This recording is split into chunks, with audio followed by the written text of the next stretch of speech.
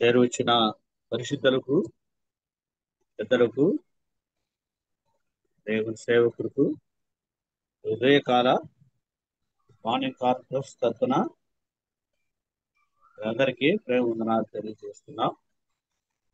కూడికను మరి 4506 దినమున చేరావటానికి దేవుడు తన మహాకృప చూపాడు.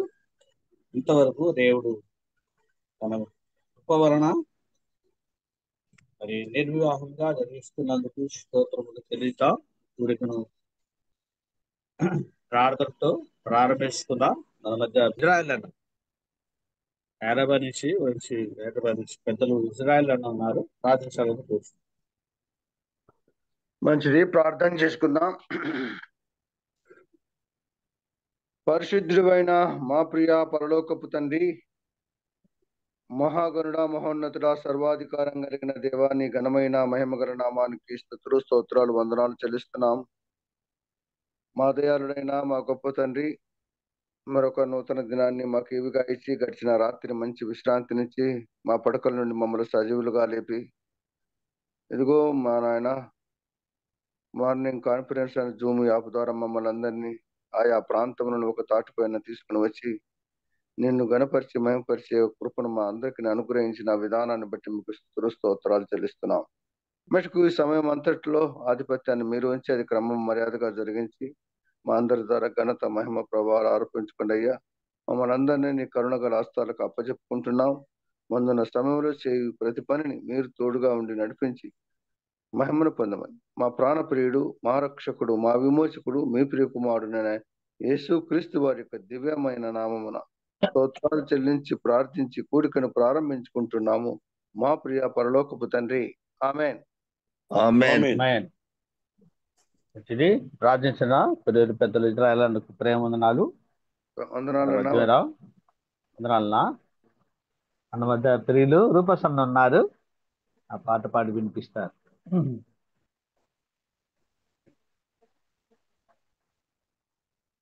క్రైస్తవ సునాద కీర్తనలో నుంచి 599వ పాట పాడుతున్నాం.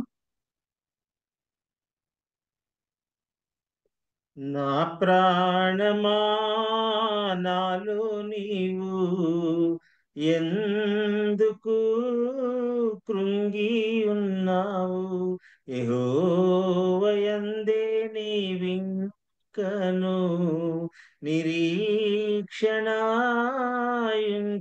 నీవు. నా ప్రాణమా నాలో నీవు ఎందుకు కృంగి ఉన్నావు, యెహోవాయందే నీవింకను నిరీక్షణాయుంచుము నీవు. ఈతి బాధల్ కఠిన శ్రమలే అవమానములే కల్గిన వేళన్ నీ కోరకై బలి అయిన యేసు సిలువన్ గూర్చి తలపోయుమా. అల్పకాల శ్రమల పిదప మహిమతో నింపు ప్రభున ప్రాణమా. అల్పకాల శ్రమల పిదప మహిమతో నింపు ప్రభున ప్రాణమా. నా ప్రాణమా నాలో నీవు ఎందుకు కృంగి ఉన్నావు, యెహోవాయందే నీవింకను నిరీక్షణాయుంచుము నీవు. ఐశ్వర్యమే లేకున్నను సౌఖ్య జీవితమే కరువైనను ప్రభు సేవలో ప్రాణంబులన్ అర్పింపవలసి వచ్చినను. క్రీస్తునకే అంకితమై ఆనందించు ప్రభురాకకై కనిపెట్టు మన ప్రాణమా, క్రీస్తునకే అంకితమై ఆనందించు. ప్రభురాకకై కనిపెట్టు మన ప్రాణమా, నా ప్రాణమా నాలో నీవు ఎందుకు కృంగి ఉన్నావు, యెహోవాయందే నీవింకను నిరీక్షణాయుంచుము నీవు, యెహోవాయందే నీవింకను నిరీక్షణాయుంచుము నీవు. వందనాలు. వందనాలనా మంచిది. చక్కటి పాట పాడి వినిపించిన ప్రియులు గ్రూపు సండకు ప్రేమ వందనాలు. మరి మన విద్యా వాక్య పరీక్ష నిమిత్తము మరి ప్రియులు పూణే నుంచి ఉన్నారు. అలాగూ ఇంగ్లీష్లో ఆయన బోధిస్తుండగా తెలుగులో తర్జుమ చేయటానికి హైదరాబాద్ నుంచి రాజేష్ బాబు, సిహెచ్ రాజేష్ బాబు అన్నారు. తెలుగులో ఆయన తర్జుమ చేస్తారు. వారి ఇరువురిని దేవుడు బలపరచులాగున మన మధ్య ప్రియులు మనోహర్ అన్న ప్రార్థన చేయాలని కోరుచున్నాం. ప్రార్థన చేసుకుందాం. మహాపరిశుద్ధుడైన మా ప్రియ పరలోకపు తండ్రి, కరుణామయుడ, దయా సాగరుడ, మీకే స్తుతులు, స్తోత్రములు, కృతజ్ఞతలు. సృష్టికర్తమైన మా తండ్రి, ఉదయ కాలమున మీ పాద సన్నిధిలో మీ మార్నింగ్ కాన్ఫరెన్స్ ద్వారా 4506వ రోజుకు వచ్చాము. మమ్మల్ని ఇలాగున ఇన్ని రోజులుగా కాపాడుతూ మీ పాదస్థంలో ఉదయం మరి ప్రాతకాల వేళ మాకు సహవాసాన్నిచ్చి మీ వాక్య సత్యాలను వినిపించి మా హృదయాలను ఆనందపరిచి మీరు అక్కడి కొరకు సిద్ధపరుస్తున్నారు. మరి మా మాలో లోట్లు ఎత్తి చూపి మీ వాక్యం ద్వారా సరిచేస్తున్నారు. అందరి బట్టి మీకు స్తోత్రములు చెల్లిస్తున్నాం. ఆ వాక్యమును తర్జుమా చేసినట్టు మా ప్రియులు రాజేష్ గారిని బట్టి కూడా మీకు స్తుతులు, స్తోత్రములు. ఈ కూడికను మీరే నడిపించి మీరే మహిమ పొందండి. మాకు అవసరమైన సందేశాన్ని మీరు అందించి మీరే మహిమ పొందమని మా ప్రాణప్రింట యేసుక్రీస్తు పరిశుద్ధ నామమున స్తుతులు, స్తోత్రములు, కృతజ్ఞతలు చెల్లించి ప్రార్థించి వేడుకుంటున్నాం. పరలోకమున్న మా పరమ తండ్రి, ఆమేన్. ఆమేన్. ఆమేన్. మంచిది. ప్రార్థించిన ప్రియులు పెద్దలు మరి మనోహర్ అన్నకు ఉదయకాల కాన్ఫరెన్స్ తరఫున ప్రేమవందనాలు. మరి వాక్య నిమిత్తము వాక్య మంజూషి నిమిత్తం జాన్సన్ బ్రదర్ పూణే నుంచి సిద్ధంగా ఉన్నారు. ఇంగ్లీషులో ఆయన బోధిస్తుండగా తెలుగులో రాజేష్ బాబు అన్న వచ్చారా? వచ్చాను అంకుల్. వందనాలు అంకుల్. ఓకే ఓకే మంచిది. తెలుగులో తర్జుమ చేయటానికి మనం ఎరుగుదాం. పరీక్ష రాజేష్ బాబు ఉన్నారు. మరి తెలుగులో తర్జుమ చేస్తారు. ఇరువురికి టైం అప్పచెప్తున్నాం. 6 గంటల వరకు సమయం ఉన్నది. మరి సమయానికి వాళ్ళకి అప్పచెప్తున్నాం. వందనాలు బ్రదర్. వందనాలు. Thank you so much. Greetings in the blessed name of our Lord and Savior Jesus Christ. మన ప్రభువును రక్షకుడైన యేసుక్రీస్తు ప్రభు నామమున మీకు అందరికి కూడా వందనాలు. Once again, I thank God for giving us this opportunity to be in His presence, to learn from His word. మరి ఒకసారి దేవుని వాక్యం నుంచి నేర్చుకోవడానికి, దేవుని సన్నిధిలో మనం ఏ రీతిగా రావడానికి దేవుడు అనుగ్రహించిన అవకాశాన్ని బట్టి దేవునికి వందనాలు చెల్లిస్తున్నాను. And I thank for this platform which has been regularly giving us this opportunity to share the word and learn from the word. మరి ఒకసారి ఈ రీతిగా దేవుని వాక్యాన్ని పంచుకుంటూ గాను, దేవుని వాక్యాన్ని వినుటకు గాను ఇటువంటి అవకాశం మనకందరికి కూడా దొరికింది. అందుని బట్టి కూడా దేవుని స్తుతిస్తున్నాను. And I thank God for our dear brother Rajesh Babu, who would be with me, and we will be serving you together. కనుక ఈ దినము మేము ఇరువురం కూడా కలిసి మీ అందరికీ కూడా వాక్య పరిచర్యలో సహకారంగా ఉండబోతున్నాం. Last time we were studying an introduction to the Epistle of Philippians. గడిచిన తరగతిలో ఫిలిప్పీలు రాసిన పత్రిక ఉపోద్ఘాతాన్ని మనం కొద్దిగా ధ్యానం చేశాం. And I am sure that you all have the outline that we had discussed last time. పోయిన తరగతిలో మనం ఏదైతే ధ్యానం చేసామో ఆ ప్రారంభ వచనాలు లేకపోతే అవంతా కూడా శీర్షిక అనుకోవచ్చు, అవన్నీ కూడా మీకు జ్ఞాపకం ఉన్నాయని నేను తలంచుతున్నాను. There are many subjects that could be taken to study from this particular epistle. ఈ ఫిలిప్పీల రాసిన పత్రికలో నుంచి ధ్యానం చేయడానికి చాలా అంశాలు కూడా మనం తీసుకోవచ్చు. This is an epistle of joy, so rejoicing could be one subject, a beautiful subject about this epistle. ఫిలిప్పీలు రాసిన పత్రికలో ఒక అంశం మాట్లాడాలంటే ఇది ఆనంద పత్రిక అని మనం అంటాం కాబట్టి ఆనందం అనే పదాన్ని ఆలోచన చేస్తే ఆనంద పత్రిక అని శీర్షిక ఇచ్చుకొని ఆ విషయం మనం ధ్యానం చేయొచ్చు. Christ being center of this epistle, we can study about Christ in great detail from this epistle. ఈ ఫిలిప్పీలు రాసిన పత్రికకు క్రీస్తు కేంద్రంగా ఉన్నారు కాబట్టి క్రీస్తుని గురించి కూడా మనం ధ్యానం చేయవచ్చు. But for this particular study, I had chosen faith as a study subject from the epistle of Philippians. అయితే ఈ దినం మన ధ్యానం కోసము విశ్వాసము అనే అంశాన్ని నేను ఎంపిక చేసుకోవడం జరిగింది. And we had outlined this whole epistle based upon faith. ఇప్పుడు ధ్యానం చేసుకోబోయే విషయాలన్నీ కూడా విశ్వాసానికి అనుబంధంగా అన్ని కూడా మనం చూసుకొని పోతున్నాం. We had seen that Paul has visited Philippi for the first time during his second journey in Acts chapter 16. అపోస్తుల కార్యములు 16వ అధ్యాయంలో అపోస్తుడైన పౌలు తన 2వ దండయాత్రలో ఫిలిప్పిని మొట్టమొదటిసారిగా దర్శించినట్లు మనం ఎరుగుదాం. And by the end of the chapter, we know that at the house of Lydia, there was an assembly. ఆ ఫిలిప్పి మొట్టమొదట దర్శించిన తర్వాత ఎవరినైతే మొట్టమొదటి దర్శించారో ఆ చివరిలో జరిగిన సంఘటన ఏంటంటే అంతిమంగా లూదియా అనే స్త్రీ యొక్క ఇంటిలో సంఘం స్థాపించబడటం మనం గమనిస్తాం. In Acts chapter 20, verse 6, during his third missionary journey, there was a small stoppage at Philippi.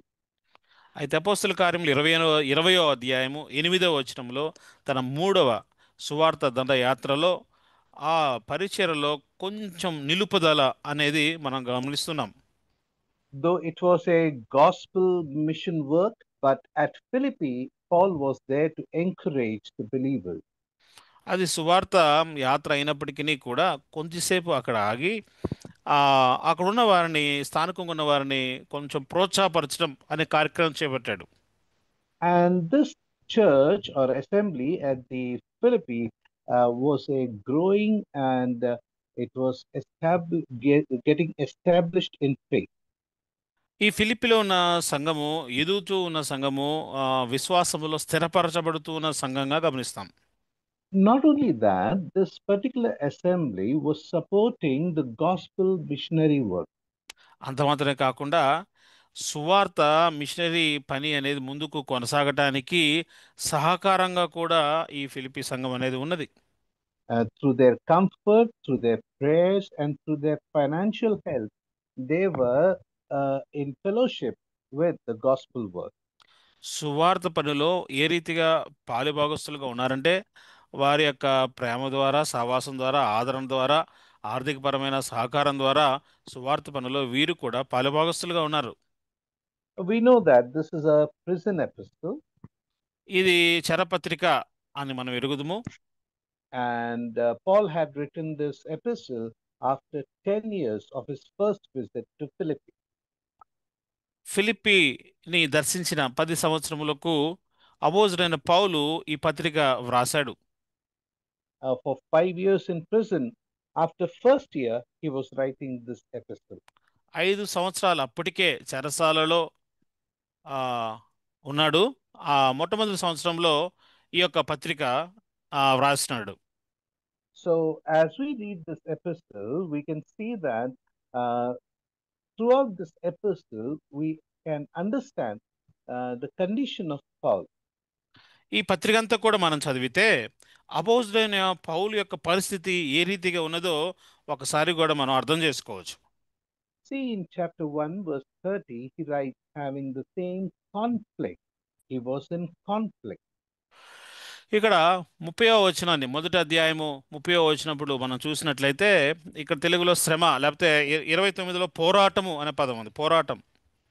And in chapter 2, verse 27, 28, he talks about his sorrow.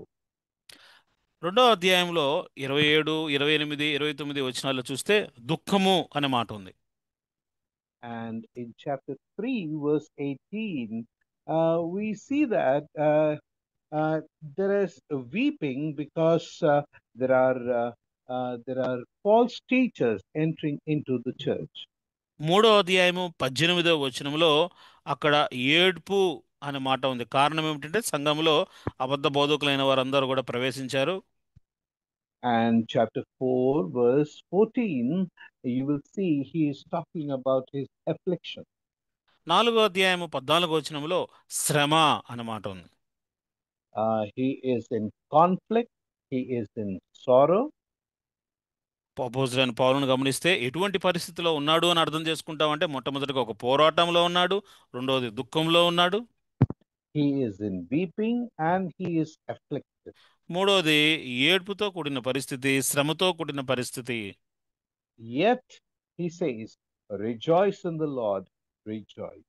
అయినప్పటికీ పౌలు అంటున్న మాట ఎల్లప్పుడూ ప్రభువునందు ఆనందించుడి, మరల చెప్పుదును ఆనందించుడి.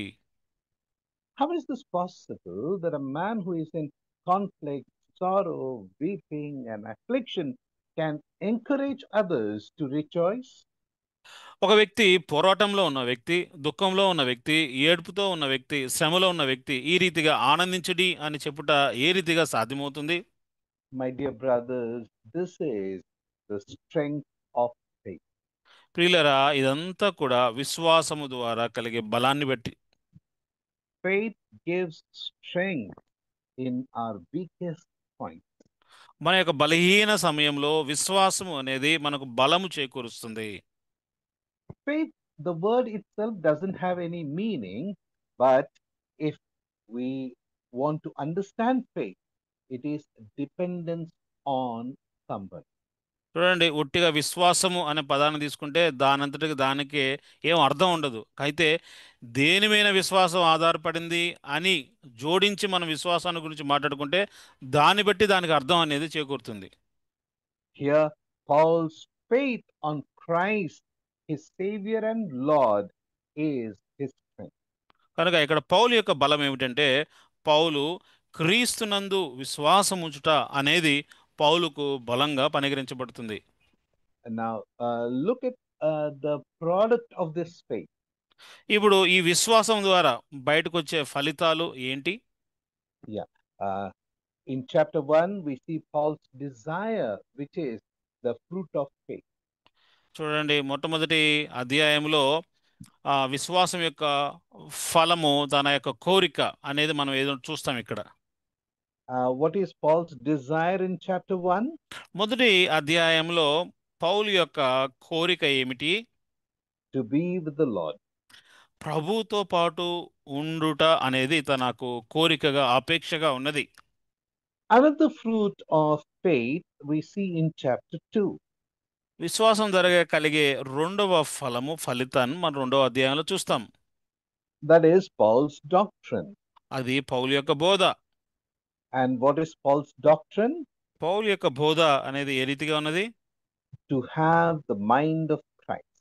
క్రీస్తు యేసును కలిగిన మనసు కలిగి ఉండుడి అనేది ఆయన బోధ. In chapter 3, we see another fruit of faith. విశ్వాసం ద్వారా కలిగే మూడవ ఫలము మూడవ అధ్యాయంలో మనం చూస్తాం. That is Paul's devotion. అది పౌలు యొక్క భక్తి. And what is Paul's devotion? పౌలు యొక్క భక్తి అనేది ఏ రీతిగా ఉంది? It is to know Christ. క్రీస్తును ఎరుగుట అనేది ఆయన భక్తి భావ్యంగా ఉంది. And in chapter 4, we see the final fruit of faith. నాలుగో అధ్యాయంలో ఈ విశ్వాసం ద్వారా కలిగే అంతిమ ఫలాన్ని మనం చదువుతాము. That is Paul's dependence. పౌలు దేని మీద ఆధారపడుతున్నాడో అనేది తెలుగుతాం. His dependence is on the power of Christ. క్రీస్తు యొక్క శక్తి మీద ఆధారపడుతున్న పౌలును నాలుగో అధ్యాయంలో చూస్తాం. He says, I can do anything, everything through Christ. నన్ను బలపరచువాని యందు నేను సమస్తమును చేయగలను అంటున్నాడు. For he is the source of my strength. కారణం ఏంటంటే నా విశ్వాసానికి మూలము ప్రభువే. Faith is the most essential aspect of Paul's life. పౌలు యొక్క జీవితంలో ఎంతో అవసరమైన ఒక వనరులాగా విశ్వాసం అనేది ఉన్నది. The one who hated Christ is now inseparable from Christ. ఒకప్పుడు క్రీస్తును ద్వేషించిన వ్యక్తి ఇప్పుడు క్రీస్తు నుంచి ఏమాత్రము వేరు చేయబడని విధంగా అయిపోయాడు. That affection for Christ is the product of faith. క్రీస్తు పట్ల కలిగిన ఆ ప్రేమ ఆప్యాయత అనేది ఏ రీతిగా కలిగింది అంటే విశ్వాసం వలననే కలిగినది. So in these lessons that we will be studying, my focus would be upon faith. కనుక మనం ధ్యానం చేసుకుపోయే ఈ యొక్క అంశాలన్నిటిలో కూడా నా యొక్క దృష్టి విశ్వాసము పైనే ఉన్నది. Before we start our study, I also want to give you 4 reasons why Paul write this epistle. ఈ యొక్క ధ్యానాన్ని ముందుకు వెళ్ళటానికి ముందు ఈ యొక్క పత్రిక రాయడానికి గల 4 కారణాలు నేను తెలియజేస్తాను. Because if we understand these things, it will help us to understand our study further, better. ఈ విషయాలు మనం తెలుసుకుంటే మనం ఇప్పుడు ధ్యానం చేసుకుపోయిన విషయాలు చాలా చక్కగా అర్థమవుతాయి. There are 4 reasons because of which Paul is writing this epistle. ఈ పత్రిక రాయడానికి కలిగిన 4 కారణాలు ప్రాముఖ్యంగా ఉన్నాయి. See, as we come to chapter 1, verse 5, మొట్టమొదటి అధ్యాయము 5వ వచనంలో Paul is talking about your fellowship in gospel.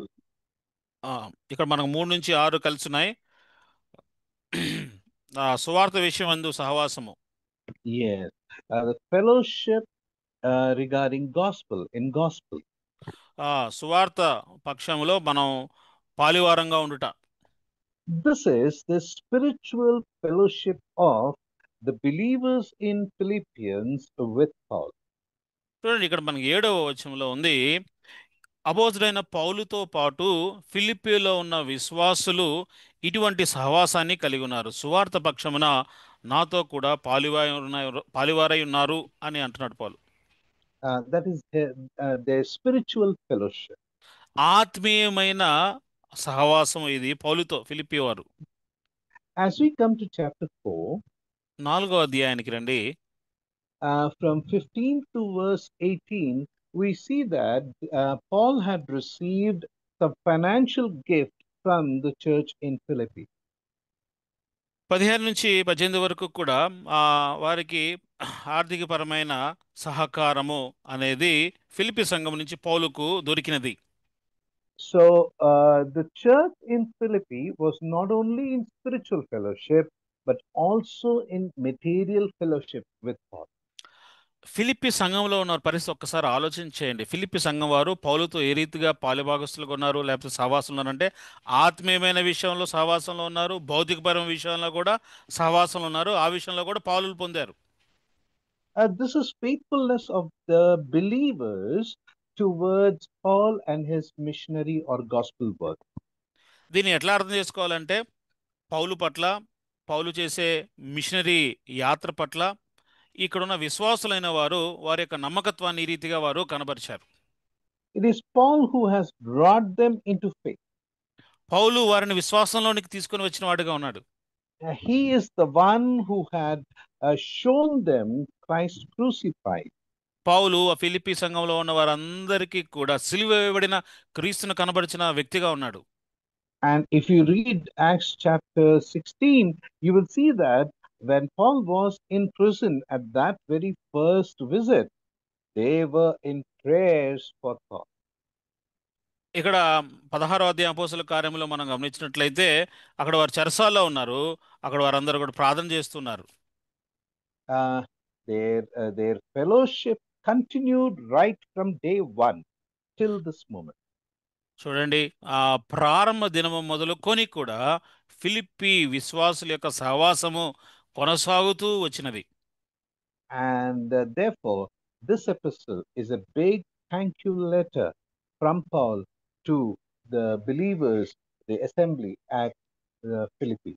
కనుక ఆ సహవాసాన్ని బట్టి, నిరంతరంగా ఉన్న సహవాసాన్ని బట్టి వందనాలు చెల్లిస్తూ లేకపోతే కృతజ్ఞతలు చెల్లిస్తూ తిరిగి వారికి రాస్తున్న పత్రికగా ఉంది. అది ఒక సందర్భం.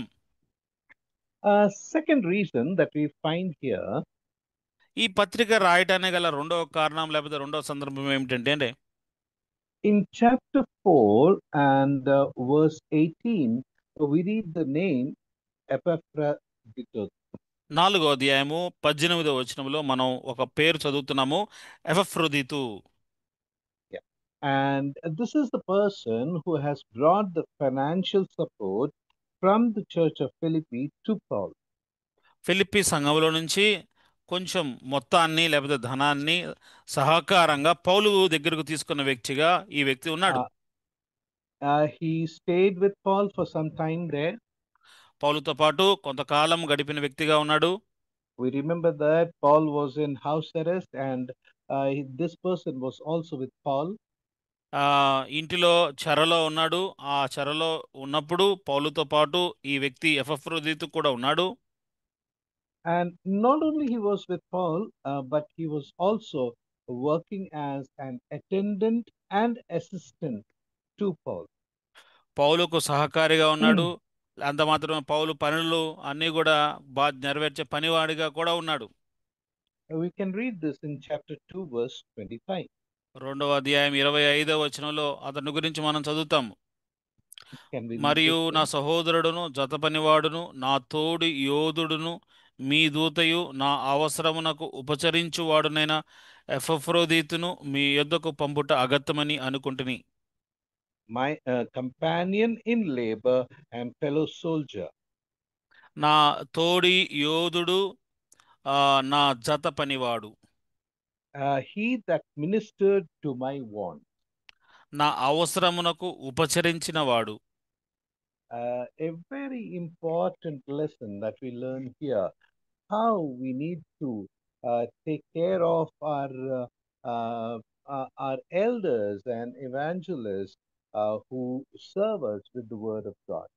దేవుని వాక్య పరిచర్యలో పని చేస్తూ ఉన్న పెద్దలు కావచ్చు, సువార్థికులు కావచ్చు, వారి పట్ల మనం ఎట్లు వ్యవహరించాలి అన్న విషయము ఈ వచనం ద్వారా మనకు అందరికీ అర్థమవుతూ ఉంది. But then in chapter 2, we also read that this fellow, he fell sick. అయితే 2వ అధ్యాయంలో మనం చూస్తే ఈ ఎపఫ్రోదితు అనే వ్యక్తి అతడు రోగగ్రస్తుడై ఉన్నాడు. ఆయన జబ్బుతో బాధపడుతున్నాడు ఉంది. And he was so sick that he was about to die. అతడు రోగి అయి చావునకు సిద్ధమై ఉండెను. In verse 27, we read that Paul was troubled by this. ఈ విషయాన్ని చూసి పౌలు ఎంతగానో దుఃఖించాడు. In verse 26, we see that the believers at Philippians, when they had heard about this, they were also very much troubled. 26వ వచనం మనం చూస్తే ఫిలిప్పీలో ఉన్న వారు కూడా ఈ విషయాన్ని తెలుసుకున్నప్పుడు వారు కూడా ఎంతో విచారం చెందారు. But God had mercy upon him and he recovered. అయితే దేవుడు ఎపఫ్రోదితు మీద కనికరం చూపించాడు, తద్వారా అతడు మరలా బ్రతికినాడు. Now Paul is sending him back with this letter. ఇప్పుడు ఈ సందర్భంలో ఈ ఉత్తరం రాసి ఈ ఎపఫ్రోదితు ద్వారా తిరిగి ఆ ఉత్తరాన్ని ఫిలిప్పీ సంఘానికి పౌలు పంపిస్తున్నాడు. So Paul is appreciating the church of Philippi, also this Epaphroditus, for the work that he had done even in his ill time, and he stayed in faith. So this is a appreciation letter and commendation letter. చూడండి, రెండవదిగా ఈ పత్రిక ఒక మెప్పుతో కూడిన పత్రికగా ఉంది, ఒక ప్రశంసతో కూడిన పత్రికగా ఉంది. ఎవరికి ప్రశంస అంటే ఫిలిప్పీ విశ్వాసులైన వారు ఈ యొక్క ఎపఫ్రోదితుని గురించి కలిగిన పట్టింపును బట్టి వారిని ప్రశంసిస్తూ రాశాడు. అంత మాత్రమే కాకుండా ఎపఫ్రోదితు కూడా తాను రోగగ్రస్తుడై ఉన్నప్పటికీ అటువంటి పరిస్థితుల్లో కూడా పౌలుకు జతపనివాడుగా ఉండి అతనికి ఉపచారం చేసిన వ్యక్తిగా ఉన్నాడు. కాబట్టి అది కూడా ప్రశంస అనేది ఇక్కడ మనం గమనిస్తూ ఉన్నాం. So that when they meet each other, they may rejoice in the Lord.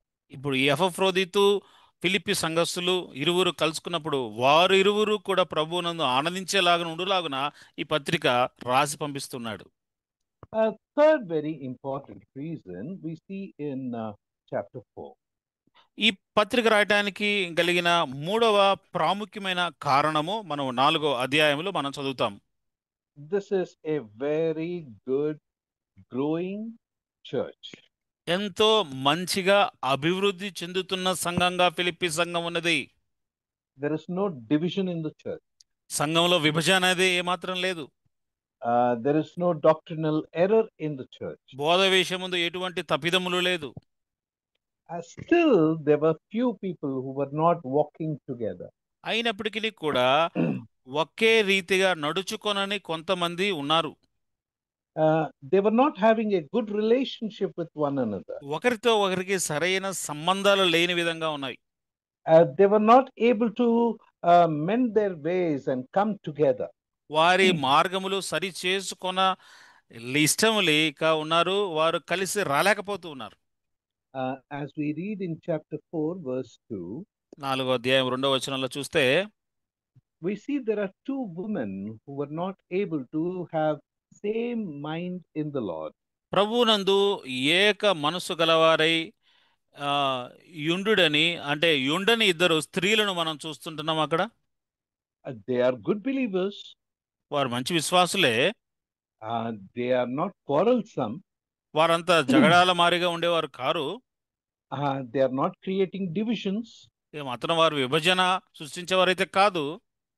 They are not hurdles to the believers. విశ్వాసులకి అయితే ఆటంకంగా అయితే లేరు.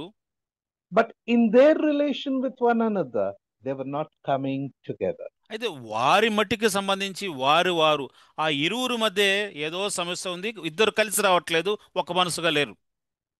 And there is one more thing that we need to understand about these two women. ఈ ఇరువురి స్త్రీలను గురించి ఇంకొక విషయం అర్థం చేసుకోవాలి. As Paul continues to write about them, he says that they were they were laboring with him. నాతో వారు ప్రయాసపడిన వారు. As Paul was preaching gospel in Philippi, these two women were there with him. ఫిలిప్పీలో పౌలు ప్రయాసతో పనిచేస్తూ ఉంటున్నప్పుడు పౌలుతో కూడా ప్రయాసపడిన వారు ఇరువురు మరి. But there is something because of which they were not able to come together. అయితే ఏదో ఒక కారణం ఉన్నది, ఈ ఇరువురు కూడా ఒకటిగా రాలేకపోతూ ఉన్నారు. We do not know what is the reason. ఆ కారణం ఏంటో మనం ఎరుగుము. But then in Ephesians, Paul talks about such differences which Christ has removed. అయితే అటువంటి విభజన లేకపోతే అటువంటి తేడాలు వ్యత్యాసాలు క్రీస్తు తీసివేశాడని ఎఫెసీయులకు రాసిన పత్రికలో మనం చదువుతాం. If there is any wall between two believers that they cannot come together, Christ has removed that wall. ఇరువురు విశ్వాసులు కలిసి రాలేని విధంగా ఏదైనా మధ్య గోడ ఉన్నట్లు అయితే ఆ మధ్య గోడను ప్రభువు తీసివేశాడు అన్న విషయం మనము ఎఫెసీయులకు రాసిన పత్రికలోను మనం చదువుతాం. Now, their not coming together was because of that, the church at Philippi was not able to completely rejoice in Christ. ఈ ఇరువురు విశ్వాసులైన వారు ఒకటిగా రాలేకపో కారణాన ఫిలిప్పీ సంఘంలో ఉన్న విశ్వాసులందరూ కూడా సంపూర్ణంగా ప్రభువునందు ఆనందించలేకపోయారు. That is the reason why we see that after verse 3, where he mentions that their names are written in the book of life, ఈ 4వ అధ్యాయం 3వ వచనం చివరి లైన్లో ఆ సహకారుల పేర్లు జీవగ్రంథమందు వ్రాయబడి ఉన్నవి అని చెప్పిన తర్వాత he immediately writes, "Rejoice in the Lord always." And again I say, rejoice. ఆ మాట రాసిన తర్వాత అంటున్నారు, ఇప్పుడు 4వ వచనంలో ఎల్లప్పుడూ ప్రభువునందు ఆనందించుడి, మరలా చెప్పుదును ఆనందించుడి. And he continues to say that let your moderation be known unto all men, the Lord is at hand. తర్వాత అప్పుడు అంటున్నాడు 5వ వచనంలో, మీ సహనమును సకల జనులకు తెలియబడనీయుడి, ప్రభువు సమీపముగా ఉన్నాడు. Lord is near. ప్రభువు సమీపంగా ఉన్నాడు. There is something which is stopping you to show your affection, your love towards one another. ఒకరి పట్ల ఒకరు చూపించవలసిన ప్రేమ ఆప్యాయతలు చూపకుండా ఏదో ఒకటి అడ్డుగా ఉన్నది. You need to remove that. ఆ మధ్య ఆ ఆటంకమును మీరు తీసివేయవలసిన వారిగా ఉన్నారు. So this is an epistle which is encouraging believers to come together with the same mind. కనుక ఏక మనస్సు గలవారై విశ్వాసులైన వారు ఒకటిగా కలిసి రావాలి అని ప్రోత్సాహపరుస్తున్న పత్రికగా ఈ యొక్క ఫిలిప్పి పత్రిక ఉన్నది. Then a final reason, the fourth reason we see in chapter 3. ఈ నాలుగో కారణం ఈ ఫిలిప్పి పత్రిక ఎందుకు రాశాడు అంటే 3వ అధ్యాయంలో మనం చదువుతాము. In verse 17 to 19, we can read that. 17 నుంచి 19 వరకు మనం అక్కడ చదువుకోవచ్చు. The reason is the false teachers who have slowly crept in. చాలా నెమ్మదిగా అబద్ధ బోధకులు అనేవారు ప్రాకినారు సంఘంలో. And these are the enemies of cross of Christ. వీరు సిలువకు శత్రువులుగా మారారు. And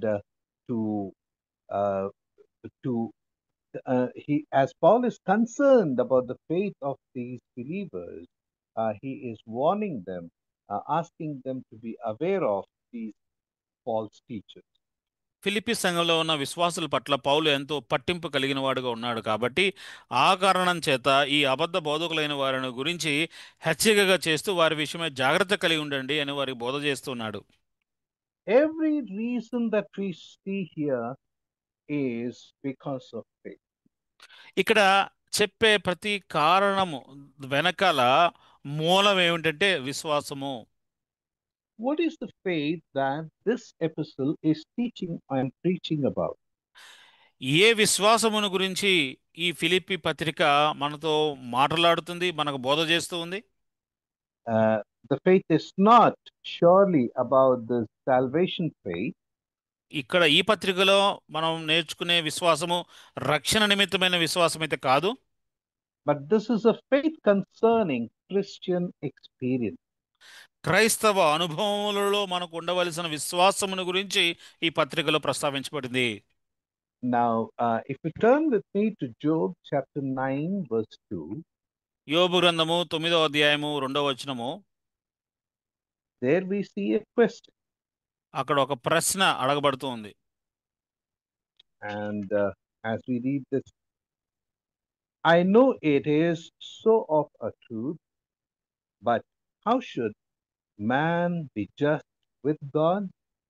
వాస్తవమే ఆ సంగతి, యోబు గ్రంథం 9వ అధ్యాయము 2వ వచనము, వాస్తవమే ఆ సంగతి అంతే అని నేను ఎరుగుదును, నరుడు దేవుని దృష్టికి ఎట్లు నిర్దోషియగును? How can man be justified with God? నరుడు దేవుని దృష్టికి ఎట్లు నిర్దోషియగును? We know man is a born sinner. మానవుడు పుట్టుకతో అతడు పాపి అని మనం ఎరుగుదుము. Once he dies, he cannot know the answer to this question. ఒకవేళ చనిపోయిన తర్వాత ఈ ప్రశ్నకు జవాబు ఆ వ్యక్తికి ఏ రీతిగా కూడా తెలియదు. But the answer is only in Christ. అయితే జవాబు మాత్రము కేవలము క్రీస్తునందు మాత్రమే ఉన్నది. The one who took the burden of sin of all mankind and suffered death upon the cross. మానవుల పాపమంతా కూడా తన మీద తీసుకొని క్రీస్తు సిలువలో ప్రాణం పెట్టారు. The one who trusts in him, he is justified with God. ఎవరు నిర్దోషిగా ఉంటారు, ఎవరు నీతిమంతులుగా ఉంటారంటే ఎవరైతే ఆ సిలువ వేయబడిన క్రీస్తునందు విశ్వాసం ఉంచుతారో ఆ వ్యక్తి నిర్దోషిగా ఎంచబడును, నీతిమంతుడిగా ఎంచబడతాడు. In Galatians 3:11 we read, the just shall live by faith. కాబట్టి గల్తీ రాసిన పత్రిక 3వ అధ్యాయము 18వ వచనంలో మనము చదువుతున్నాము, విశ్వాసం ద్వారా జీవిస్తూ నీతిమంతుడు విశ్వాసం ద్వారా జీవిస్తాడు. A faith has twofold effect. విశ్వాసం అనేది రెండంతల ప్రభావము మనకు కనబరుస్తుంది. First, trusting in Christ justifies man before God. క్రీస్తునందు విశ్వాసం ఉంచడం ద్వారా మనుషుని ఎదుట నీతిమంతునిగా చేయబడుతూ ఉంటాడు. Before sorry can you repeat uncle? Yeah, sure. A man is justified before God. మానవుడు దేవుని ఎదుట నిర్దోషిగా చేయబడుతూ ఉంటాడు మొట్టమొదటి విశ్వాసం ఉంచడం ద్వారా. This is in regard with salvation. ఇది ఏ విషయం మనం మాట్లాడతాము? రక్షణ విషయంలో మొట్టమొదటిగా జరిగే సంఘటన. But then he needs to continue in that state before God. అయితే ఆ రక్షింపబడిన ఆ విశ్వాసం ఆ స్థితిలో ప్రభువులో ఆ రీతిగానే కొనసాగుతూ ఉండాలి. So for that we need faith, that is trusting Christ. కనుక ఇప్పుడు క్రీస్తునందు విశ్వాసము నమ్మిక అనేది కొనసాగించడానికి అటువంటి విశ్వాసాన్ని నీవు కలిగి ఉండాలి. See, when we read the Gospel according to John, యోహాను సువార్తను మనం చదివినట్లయితే it teaches us about salvation and leads us to salvation. రక్షణను గురించి మనం చదువుతాము, రక్షణ వైపుకు కూడా మనం నడిపించబడతాము. But as we come to first epistle of John, అయితే యోహాను రాసిన మొదటి పత్రిక మనం చదివితే it gives us the assurance of salvation, ఆ పత్రికలో రక్షణ నిశ్చయతను గురించి మనం ధ్యానం చేస్తాం. and it helps in continuation. ఆ విశ్వాసం రక్షణలో కొనసాగింపులో కూడా మా పత్రిక మనకు సాయం చేస్తుంది. And that is the Christian experience. ఇది క్రైస్తవ అనుభవము. Philippians is the epistle about Christian experience based upon faith. Philippi పత్రిక అనేది విశ్వాసం మీద ఆధారపడిన క్రైస్తవ అనుభవాలతో కూడిన పత్రిక. Uh, we have classified 4 chapters based upon faith. విశ్వాసము మీద ఆధారపడి ఈ యొక్క 4 అధ్యాయాలను మనం విభజించుకున్నాము. If you remember, the first chapter is about foundation of faith in Christ. క్రీస్తునందు మనం ఉంచవలసిన పునాది, విశ్వాస పునాది అనేది మొట్టమొదటిగా అధ్యాయం మనం పేరు పెట్టుకున్నాం. Yeah, foundation of faith in Christ. క్రీస్తునందు మనం ఉంచవలసిన విశ్వాసము. And second chapter 2, it is example of faith, that is Christ. విశ్వాసం యొక్క ఉదాహరణ లేకపోతే మాదిరి ఎవరు అని అంటే 2వ అధ్యాయంలో అది యేసుక్రీస్తు ప్రభువారే. Third chapter is about pursuit of faith. విశ్వాసమును మనము వెంటాడుట అనేది 3వ అధ్యాయంలో మనం గమనిస్తాం. Which is for Christ. దేని కొరకు? క్రీస్తు కొరకు వెంటాడుట. And finally in chapter 4, it is assurance of faith. 4వది విశ్వాసము యొక్క నిశ్చయత. Which is from Christ. అది క్రీస్తు నుంచి పొందే నిశ్చయత. Today we will begin with our first chapter. ఈ దినము మొట్టమొదటి అధ్యాయం ప్రారంభం చేద్దాము. We will not be going very far, but we will continue with our study with chapter 1. మొదటి అధ్యాయంలో ఈ యొక్క అంశాలను మనం ప్రారంభిద్దాం. As we come to chapter 1, we have classified the 30 verses into 3 parts. ఈ మొదటి అధ్యాయంలో 30 వచనాలు ఉన్నాయి. దీన్ని 3 భాగాలుగా చేసుకోవచ్చు. From verse 1 to verse 11, if you remember, it is shared faith or sharing of faith. మొట్టమొదటి 11 వచనాలు ఏంటంటే విశ్వాసం మనము పంచుకొనుట. From verse 12 to verse 26, it is unwavering faith. 12వ వచనం నుంచి 26వ వచనం ఎలాంటి విశ్వాసము అంటే ఆ విశ్వాసము ఏమాత్రము తొనకని విశ్వాసం, అటు ఇటు కదల్చబడని విశ్వాసం. And from verse 27 to verse 30, to be firm in faith. 26 నుంచి 30 వచనాల్లో స్థిరమైన విశ్వాసం. So let us begin with the first one. మొట్టమొదటి అంశంలో మొదటి 11 వచనాలు చూద్దాము. Let us read from verse 1 to verse 11. 1 నుంచి 11 వచనాల వరకు మనం చదువుతాం. ఫిలిప్పీలో ఉన్న క్రీస్తు యేసునందలి సకల పరిశుద్ధులకును అధ్యక్షులకును పరిచారకులకును క్రీస్తు యేసు దాసులైన పౌలును తిమోతియను శుభమని చెప్పి వ్రాయినది. మన తండ్రియగు దేవుని నుండి ప్రభువగు యేసుక్రీస్తు నుండి మీకు కృపయు సమాధానమును కలుగునుగాక. మొదటి దినము నుండి ఇది వరకు సువార్త విషయంలో మీరు నాతో పాలువారై ఉండట చూచి మీలో ఈ సత్క్రియను ఆరంభించిన వాడు యేసుక్రీస్తు దినము వరకు దానిని కొనసాగించునని రూఢిగా నమ్ముచున్నాను. కనుక మీ అందరి నిమిత్తము నేను చేయు ప్రతి ప్రార్థనలో ఎల్లప్పుడూ సంతోషముతో ప్రార్థన చేయొచ్చు. నేను మిమ్మను జ్ఞాపకము చేసుకున్నప్పుడెల్లను నా దేవునికి కృతజ్ఞతాస్తుతులు చెల్లించుచున్నాను. నా బంధుకముల యందును నేను సువార్త పక్షమున వాదించుట యందును దానిని స్థిరపరచుటేందును మీరందరూ ఈ కృపలో నాతో కూడా పాలువారై ఉన్నారు గనుక నేను మిమ్మను నా హృదయంలో ఉంచుకొని ఉన్నాను. ఇందుచేత మిమ్మల్ని అందరిని గురించి ఇలాగ భావించుట నాకు ధర్మమే. క్రీస్తు యేసు యొక్క దయారసమును బట్టి మీ అందరి మీద నేనెంత అపేక్ష కలిగి ఉన్నానో దేవుడే నాకు సాక్షి. మీరు శ్రేష్టమైన కార్యములను వివేచింపగలవారొకటకు మీ ప్రేమ తెలివితోనూ సకల విధములైన అనుభవ జ్ఞానముతోనూ కూడినదై అంతకంతకు అభివృద్ధి పొందవలననియు, ఇందువలన దేవునికి మహిమయు స్తోత్రమును కలుగునట్లు మీరు యేసుక్రీస్తు వలన అయిన నీతి ఫలములతో నిండుకున్న వారై క్రీస్తు దినమునకు నిష్కపటులను నిర్దోషులను కావాలని ప్రార్థించుచున్నాను. Amen. Amen. May Lord add blessing to the portion that has been read for our hearing. చదవబడిన వాక్యము ప్రభు దీవించునుగాక. Verses 1 and 2 are about salutation, మొదటి 2 వచనాలు ఇక్కడ వందనములు చెప్తూ రాశాడు. and in these salutations we see some names, right? ఈ 2 వచనాల్లో కూడా కొంతమంది పేర్లు ప్రస్తావించబడ్డాయి. Paul and Timotheus, పౌలు, తిమోతి సింహాని చెప్పి రాయినది. a father-son relationship. తండ్రి కుమారుల మధ్య ఉన్న సంబంధం. And then Paul and Timotheus, the servants of Jesus Christ. రెండవదిగా పౌలు, తిమోతి క్రీస్తు యేసు యొక్క పరిచారకులు. Now, they're writing to the saints in Christ Jesus, వీరు ఈ పత్రికను ఎవరికి రాస్తూ ఉన్నారు? క్రీస్తు యేసు నందలి ఉన్న సకల పరిశుద్ధులకు రాస్తూ ఉన్నారు. which are at Philippi, వారు ఫిలిప్పిలో ఉన్నవారు. with the bishops and deacons. వారితో పాటు అధ్యక్షులకును పరిచారకులకును క్రీస్తు యేసు దాసులైన పౌలు, తిమోతి పత్రిక రాస్తూ ఉన్నారు.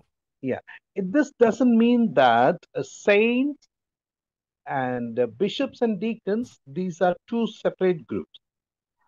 ఈ రీతిగా పేర్లు వేరువేరుగా రాయటం వలన వీరు వేరువేరు గుంపులు వారు, పరిశుద్ధులు, అధ్యక్షులు, పరిచారకులు అన్నవారు వేరువేరు అనుకోవటం కాదు. There are saints in which there are bishops and deacons. సకల పరిశుద్ధులు అందరిలో అధ్యక్షులు, పరిచారకులు అనేవారు ఉన్నారు. The first thing that I want to bring to your notice is మొట్టమొదటి విషయం దీంట్లో మనం ఏం ధ్యానం చేసుకుందామంటే, we are looking at a local church. స్థానిక సంఘమును గురించి మనం చూస్తూ ఉన్నాం. In God's plan, local church is a very important structure. దేవుని ప్రణాళికలో స్థానిక సంఘము అనేది ఎంతో ప్రాముఖ్యమైన ఒక కట్టడంగా ఉంది. It is not a building. I'm not talking about the building. It is about the assembly of saints. స్థానిక సంఘం అంటే నేనేదో భౌతికంగా కంటికి కనబడే కట్టడం గురించి నేను చెప్పట్లేదు, కానీ ఆ విశ్వాసులైన వారు కూడి రావటం ఆ చిన్న మంద గురించి చెప్తూ ఉన్నాను. I'm talking about the believers, the ones who have trusted their lives and who are saved in Christ Jesus. యేసుక్రీస్తు ప్రభువునందు విశ్వాసం ఉంచి రక్షింపబడిన విశ్వాసులను గురించి నేను మాట్లాడుతున్నాను. And these are the people who are in a locality and gathering at a place. ఒక స్థానిక స్థలములో, ఆ ప్రాంతంలో ఉండి ఒక స్థలములో అందరూ కూడా సమకూర్చబడుతూ ఉన్న ఆ విశ్వాసాల గుంపును గురించి మాట్లాడుతున్నాను. Where 2 or 3 gather in my name, I will be in their midst. ఎక్కడ 2-3 నా నామమున కూడుదురో నేను వారి మధ్యన ఉందును అని ప్రభు సెలవిచ్చెను. Where? That is the local church. ఎక్కడ అనే మాట ఉంది చూసారా, అది స్థానిక సంఘము. 2 or 3, it may not be a big gathering, but those few faithful who come together in one accord, they are local assembly. ఎక్కడ అనేది స్థానిక సంఘము. 2-3 నా నామమున కూడుదురో, 2-3 ఉన్నప్పటికీ ఆ విశ్వాసుల సమూహము వారందరిని కూడా కలిపి మనము స్థానిక సంఘము అని పిలుస్తాము. They come together to obey and remember Lord by breaking the bread. వారు కలిసి రావటం వలన ప్రభువును జ్ఞాపకం చేసుకుని విధేయత చూపించి వారు రొట్టె విరుచుట అనేది జరిగిస్తారు. They come together for prayers. They come together for the study of scriptures. వారు ప్రార్థనకు కలిసి వస్తారు. వారు లేఖనములు ధ్యానం చేయుటకు వారు కలిసి వస్తారు. There is ministry of the word. There is a discipline in the assembly. స్థానిక సంఘములో ఒక క్రమశిక్షణ అనేది మనము చూస్తాము. అవన్నీ కూడా ఒక పద్ధతి ప్రకారం జరుగుతూ ఉంటాయి. and an assembly which takes forward the gospel work. అంత మాత్రమే కాకుండా ఈ స్థానిక సంఘము అనేది సువార్త పనిని ముందుకు తీసుకుని వెళ్ళే సంఘంగా ఉంటుంది. In every local church, there is presence of Christ. ప్రతి స్థానిక సంఘంలో కూడా దేవుని క్రీస్తు యొక్క సన్నిధానాన్ని మనం చూస్తూ ఉంటాం. It is the temple of God. It is the dwelling place of Holy Spirit. మనము అది దేవుని ఆలయముగా, పరిశుద్ధాత్మకు నిలయంగా ఆ సంఘాన్ని మనం చూస్తాం. 1 Corinthians chapter 3 verse 16 teaches us, know ye not that ye are the temple of God? కొరింథీయులకు రాసిన మొదటి పత్రిక 3:16 మీరు దేవుని ఆలయమై ఉన్నారని మీరు ఎరుగురా? That is about the assembly. ఇది స్థానిక సంఘమును గురించి మాట్లాడుతున్నాడు పౌలు. In 1 Corinthians chapter 6, it is about the individual believer. కొరింథీయులకు రాసిన మొదటి పత్రిక 6వ అధ్యాయంలో వ్యక్తిగత విశ్వాసం గురించి మాట్లాడుతున్నాడు. Now, when we talk about local church, we do not talk about organizations, committees, and other things. మనము స్థానిక సంఘముల గురించి మాట్లాడుతున్న సందర్భంలో వ్యవస్థల గురించి కానీ లేకపోతే కమిటీల గురించి కానీ మనం ప్రస్తావన చేయము. A local church has no relation with all those things. స్థానిక సంఘానికి ఆ బయట ఉన్న వ్యవస్థలకు సంబంధం ఏమాత్రం కూడా లేదు. A local church is of the saints. స్థానిక సంఘము అంటే పరిశుద్ధులే. And it is God's rule in the local church. స్థానిక సంఘములో దేవుని పరిపాలన అనేది ఉంటుంది. Now, as we come to verse 1, మొదటి వచనం మనం చూస్తే we see here the name Jesus Christ or Christ Jesus, ఇక్కడ క్రీస్తు యేసు అనే మాట ఉన్నది. the anointed one, అభిషిక్తుడు, the anointed man, అభిషిక్తుడైన మనుష్యుడు, God who became man, మనిషి అయిన దేవుడు, దేవుడు మనిషి అయ్యాడు, who came into this world in ఆయన human form. ఆయన శరీరధారిగా, ఆ దేవుడు శరీరధారిగా ఈ లోకంలోనికి వచ్చాడు. Now he is the savior. ఇప్పుడు ఆ శరీరధారిగా ఉన్న ఆయన రక్షకుడయ్యాడు. And in relation with savior, we see the saints in Christ Jesus. ఆ రక్షకుడితో సంబంధించి మనము ఆ విషయాలన్నీ కూడా క్రీస్తు యేసులో మనం చూస్తూ ఉన్నాము. Saints in Christ Jesus. క్రీస్తునందు రక్షింపబడిన సెయింట్స్, పరిశుద్ధులు, క్రీస్తునందు పరిశుద్ధులు. Yeah. He is the Lord. ఇప్పుడు ఆయన మనకు ప్రభువు. And in relation with his lordship, we see servants of Jesus Christ. ఇప్పుడు ఆయన మనకు ప్రభువు కాబట్టి ఆయన ప్రభుత్వానికి సంబంధించి మనం మాట్లాడాలంటే మనం అక్కడ క్రీస్తు యేసు దాసులు అని మాట ఉంది. You see, there are two different ways in which we see these titles. ఈ రెండు మాటలు వేరు పదాలుగా ఉన్నాయి. He is Lord and Savior. ఒకటి ఆయన మన ప్రభువు, మన రక్షకుడు. That is how we pray also, right? మన కూడా ప్రార్థనలో కూడా మన ప్రభువు, రక్షకుడు అనే మాట ఉపయోగిస్తూ ప్రార్థన చేస్తాం. Now, Paul and Timothy, when addressing themselves, they call themselves servants of Jesus Christ. Paul, Timothy తమ గురించి తాము చెప్పుకుంటూ ఏవి పదం ఉపయోగిస్తున్నారంటే మేము క్రీస్తు యేసు దాసులము అంటున్నాడు. Showing the lordship of Christ. దాసులము అనే పదం ఉపయోగించడం ద్వారా క్రీస్తు మాకు ప్రభువు, ఆయన మా మీద ఏలుబడి చేసే ప్రభుత్వం కలిగిన వాడు అని తెలియజేస్తున్నారు. Paul is not showing his authority as an apostle. ఇక్కడ పౌలు నేనేదో అపోస్తలుడు అని చెప్పి తన అధికారాన్ని కనబరుస్తున్న వాడుగా లేడు. But he is humbling himself. తను తగ్గించుకుంటున్నాడు. ఇక్కడ He is submissive to the will of క్రీస్తు యొక్క చిత్తమునకు తాను సమర్పించుకున్న వ్యక్తిగా కనిపిస్తున్నాడు. that is service of Christ through faith. విశ్వాసము ద్వారా క్రీస్తుకు సేవ చేయుట అనేది గమనిస్తున్నాం.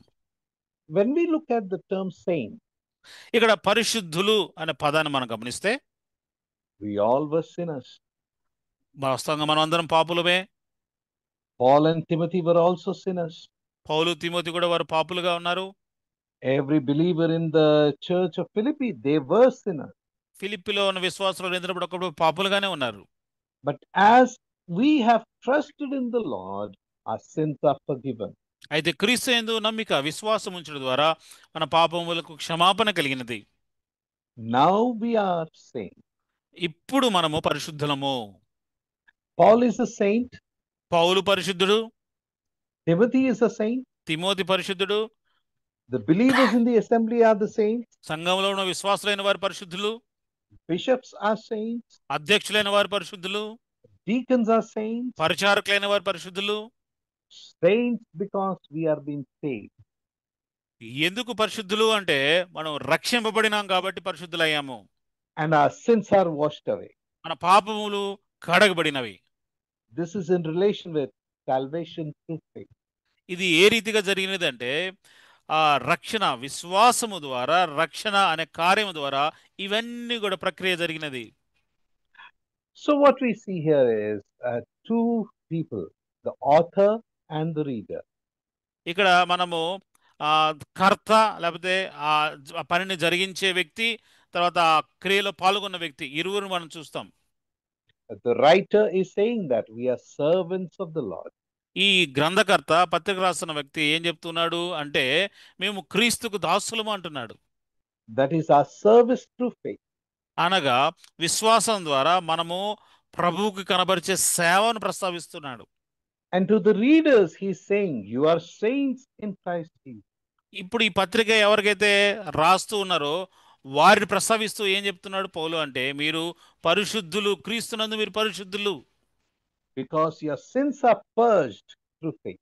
కారణము విశ్వాసం ద్వారా మీ పాపములని అనేవి శుద్ధీకరింపబడినవి.